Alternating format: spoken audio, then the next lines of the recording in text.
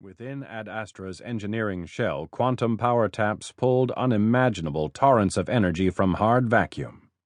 2 more minutes. At Sinclair's mental command, an image of the Tellus Ad Astra appeared against the star-thick backdrop before him.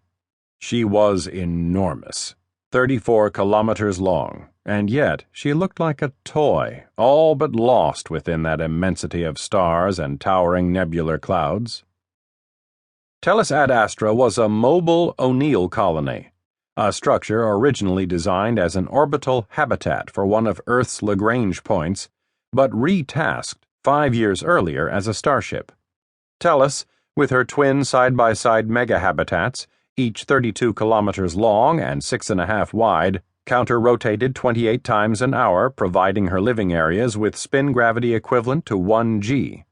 The 2 cylinders were joined aft by the Ad Astra, the massive T-shaped support framework of the ship, which was her Command Control Engineering Section, or CCE, including the clustered drive and command structures that served as the operational heart of the ship.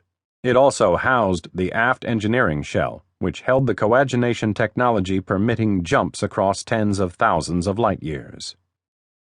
The Ad Astra's bridge was located in the penthouse of a skyscraper-sized angled tower rising from a platform connecting the aft ends of the 2 parallel cylinders, which were positioned almost 8 kilometers apart.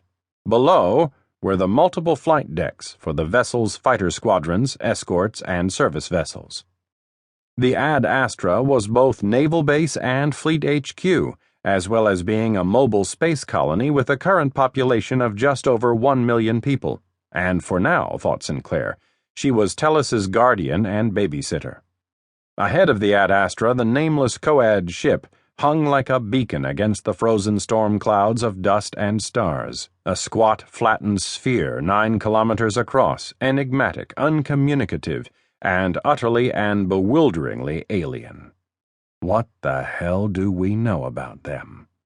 Sinclair's thought was bitter. He still didn't agree with the world government's recent decisions regarding the coagination, but then his agreement was not necessary. Since the collapse of democracy as a political ideal a century before, all that was required, all that ever was required, was obedience. "The Coads are signaling," the bridge communication officer announced.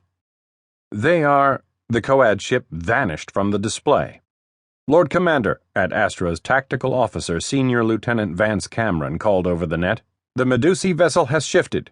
"So I see, Lieutenant." Sinclair took a deep breath. This was it. "Initiate shift." The towering thunderheads frozen against the Starscape forward vanished, wiped away in an eye's blink, and the Tellus Ad Astra emerged elsewhere. Ad Astra was adrift within what seemed to be a hollow shell, surrounded by millions of stars, thousands of them brighter than Venus as seen from Earth. Most had a reddish hue, though there were plenty of hotter, brighter, younger suns squeezed from the core nebulae by gravitational interactions. Streamers, clouds, and arcs of gas stretched across the sky against a pale red haze of stardust. "Sagittarius A star is directly ahead, my lord," Subcom Carla Adams, the first navigator, reported. "Range is approximately 5 light years." "Bang on target, then," Sinclair said. "Nice work, people." The object, designated by astronomers as Sagittarius A followed by an asterisk, with the asterisk pronounced as star, was unremarkable compared to the sweep and drama of the surrounding view. The object itself was invisible even from this close in, but it was surrounded by a handful of bright stars orbiting it at extremely high velocity.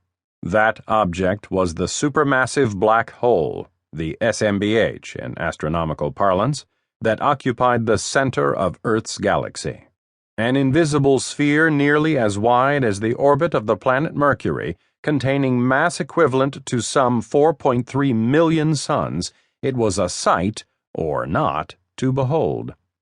A second object lay off to port, about 300 light years from the first.